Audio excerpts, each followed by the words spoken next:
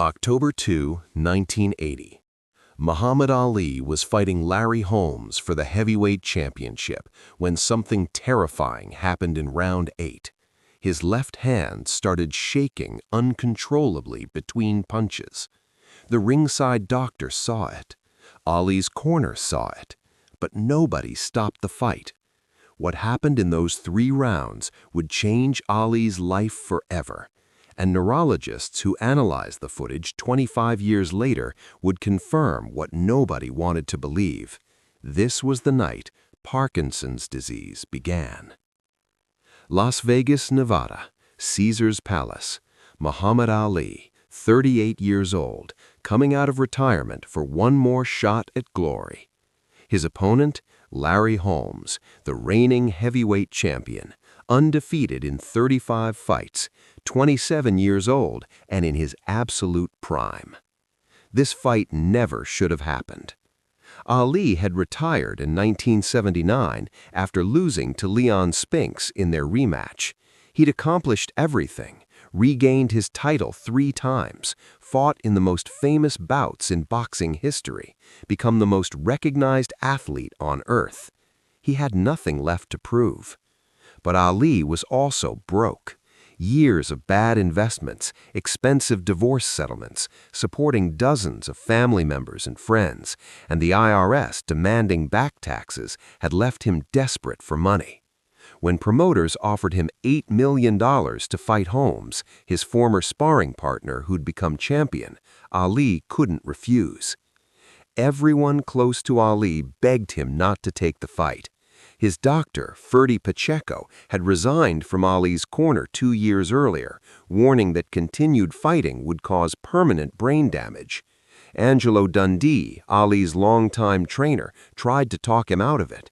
Even Larry Holmes himself had privately told Ali, "Please don't do this, I don't want to hurt you."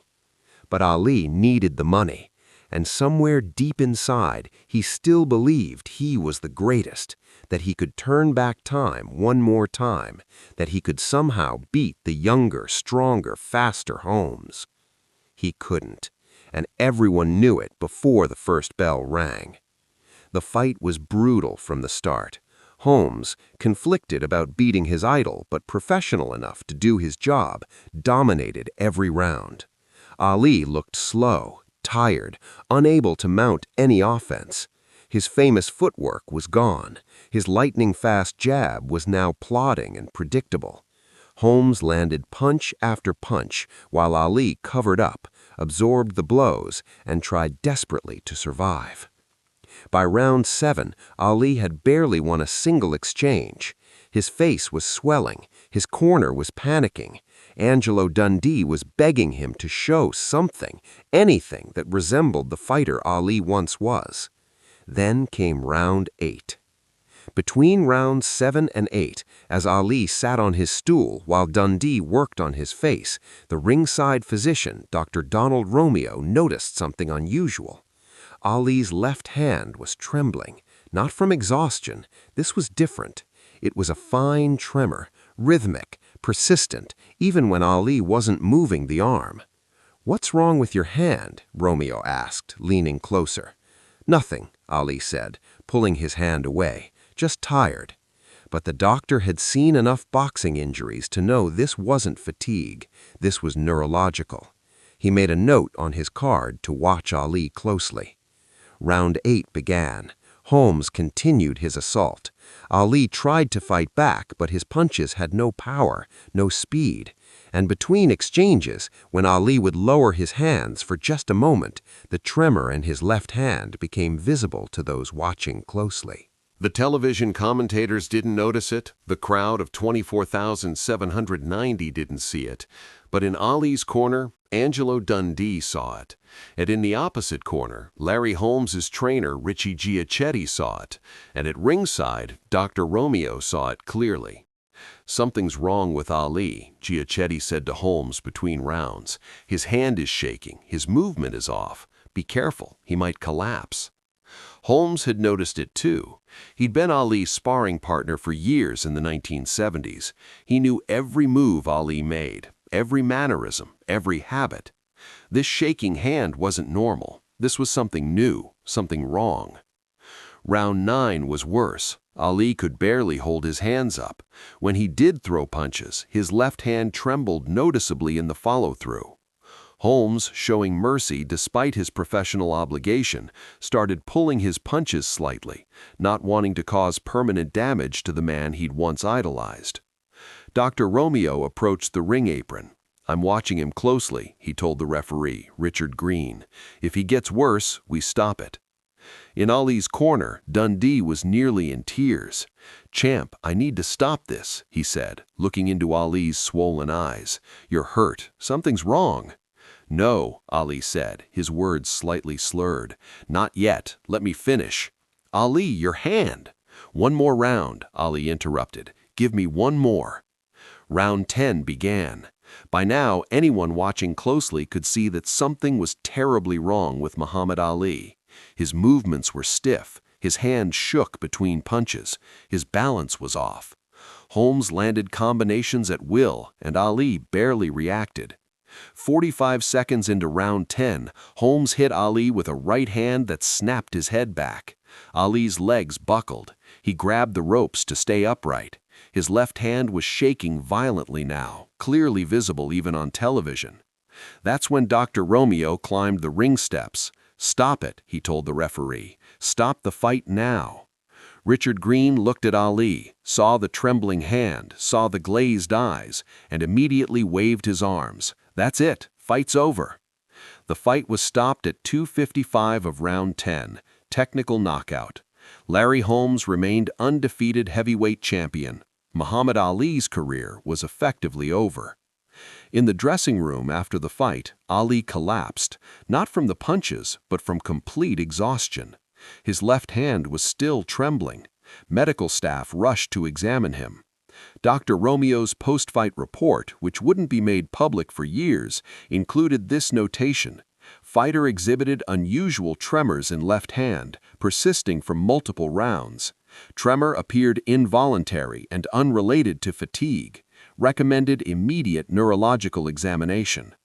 That examination never happened, at least not immediately. Ali refused, saying he was just tired, just old, just done with boxing. He went back to his hotel, counted his $8 million payday, and tried to forget the worst beating of his career. But the tremor didn't go away. Over the next few weeks, it persisted. Then it started appearing in his right hand, too. His speech began to slur occasionally. His movements became slightly stiffer. By early 1981, Ali's wife Veronica was seriously worried. She'd noticed him having trouble with simple tasks, buttoning his shirt, signing autographs, even walking seemed difficult. She finally convinced him to see a neurologist. The diagnosis came in 1984, though Ali's family suspected it earlier: Parkinson's disease, a progressive neurological disorder that affects movement, causes tremors, and has no cure.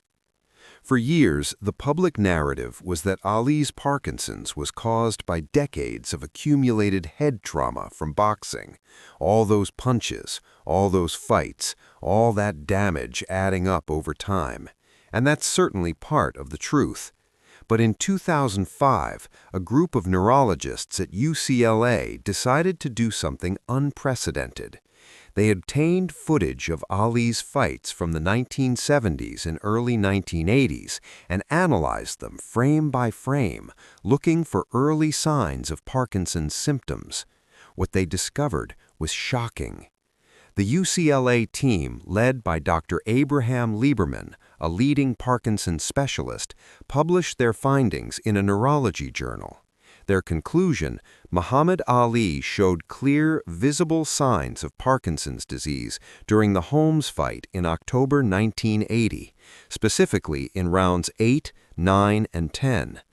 The tremor in Ali's left hand is classic resting tremor, a hallmark of Parkinson's, Dr. Lieberman wrote. The stiffness in his movements, the balance issues, the slowed reactions, these weren't just fatigue or age or accumulated damage. These were early Parkinson's symptoms manifesting in real time during the fight. The study went further.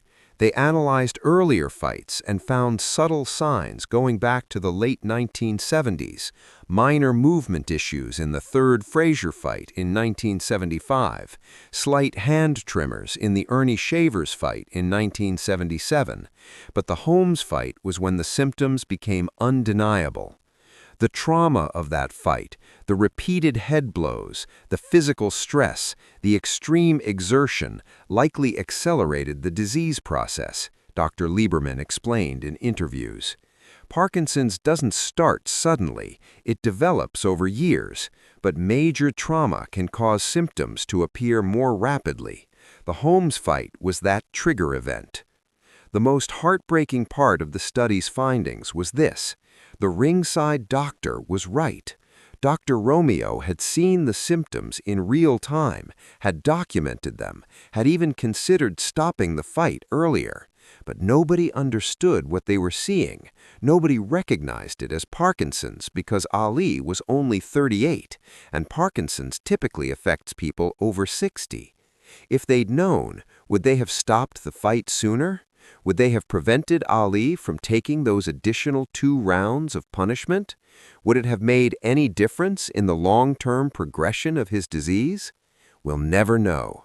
What we do know is that the Holmes fight was the beginning of the end for Muhammad Ali as the man the world knew. He fought one more time against Trevor Berbick in December 1981, losing a decision in a fight that was painful to watch. Then he retired for good. Over the next 35 years, Parkinson slowly ravaged Ali's body. The tremors got worse. His speech became increasingly difficult to understand. His famous quick wit was trapped inside a body that wouldn't cooperate. By the 1990s, he could barely speak above a whisper. But here's what makes this story remarkable. Ali never complained, never expressed regret about the Holmes fight, about continuing to box too long, about the price he paid for his career. In 1996, when Ali lit the Olympic flame at the Atlanta Games, the whole world watched as his hand trembled holding the torch. It was heartbreaking and inspirational at the same time. Ali, disabled by Parkinson's, still standing proud, still representing excellence and courage. In interviews late in his life, when he could still communicate effectively, Ali was asked about the Holmes fight, asked if he regretted it, asked if he knew something was wrong even then. His answer, delivered slowly but clearly: "I felt different that night. Something was changing. But I was Ali. I was the greatest. I thought I could beat anything, even my own body. I was wrong." Larry Holmes, who went on to defend his title 20 times and became one of the greatest heavyweights in history, never celebrated beating Ali. He said in multiple interviews that the Holmes-Ali fight was the saddest night of his boxing career. "I didn't want to hurt him," Holmes said years later. "I could see something was wrong. His hand was shaking. He wasn't moving right. But what could I do? Stop fighting? He was still Muhammad Ali. He was still in the ring. I had to do my job, but I hated every second of it." When Holmes learned about the UCLA study in 2005, that the Parkinson symptoms had been visible during their fight, he was devastated. "You mean I was watching him develop Parkinson's in real time, and none of us knew it? I was hitting a man who was already sick. That kills me. That really kills me." Holmes reached out to Ali after the study was published. They met privately, and Holmes apologized for the beating he'd given Ali that night.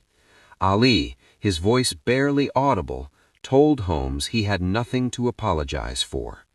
"You were the better man that night. You did your job. I should have stopped earlier. Not your fault." Dr. Ferdy Pacheco, Ali's former doctor, who'd resigned before the Holmes fight specifically to avoid watching Ali suffer permanent damage, gave numerous interviews about the 2005 UCLA study. "I'd been warning about neurological damage for years," Pacheco said. I knew continued fighting would destroy Ali. I just didn't know it would be Parkinson's specifically. When I saw that study, when I saw the footage of his hand shaking in round 8, I felt sick, because I knew that if I'd still been in his corner, if I'd been at that fight, I would have stopped it right then. I would have recognized neurological symptoms and ended it. But I wasn't there. Nobody was there who understood what they were seeing. Angelo Dundee, who was in Ali's corner that night, watched the UCLA study footage before he died in 2012. He gave one final interview about it. "I saw his hands shaking. I saw something was wrong, but I didn't know what it was. I thought maybe nerve damage, maybe fatigue, maybe something temporary. If I'd known it was the beginning of Parkinson's, if I'd known that every punch he took after that was making it worse, I would have stopped the fight myself. I would have thrown in the towel. But I didn't know. None of us knew. And Ali paid the price for our ignorance." The Holmes fight has become a case study in sports medicine programs. It's used to teach doctors how to recognize early neurological symptoms, how trauma can accelerate disease processes, and why it's crucial to stop athletic competitions when something seems wrong, even if you don't know exactly what's wrong. Muhammad Ali died on June 3, 2016, after 3 decades of living with Parkinson's disease. The disease took his voice, his movement, his independence, but it never took his spirit. Until the very end, he remained the greatest, not because he never lost, but because he never gave up. The night of October 2, 1980 wasn't just about a boxing match.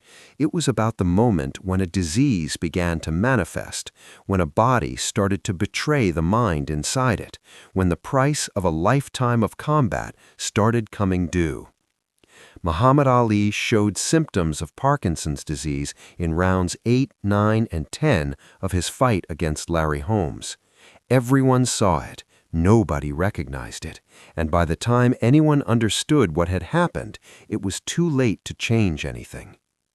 But Ali's legacy isn't diminished by this tragedy. If anything, it's enhanced, because knowing that he was fighting the early stages of a neurological disease during those rounds, knowing that every punch was becoming harder to throw, every movement more difficult, every moment in that ring a battle, not just against Holmes, but against his own failing body, that makes his courage even more remarkable. He didn't know he had Parkinson's that night, but some part of him knew something was wrong, and he kept fighting anyway, because that's what Muhammad Ali did.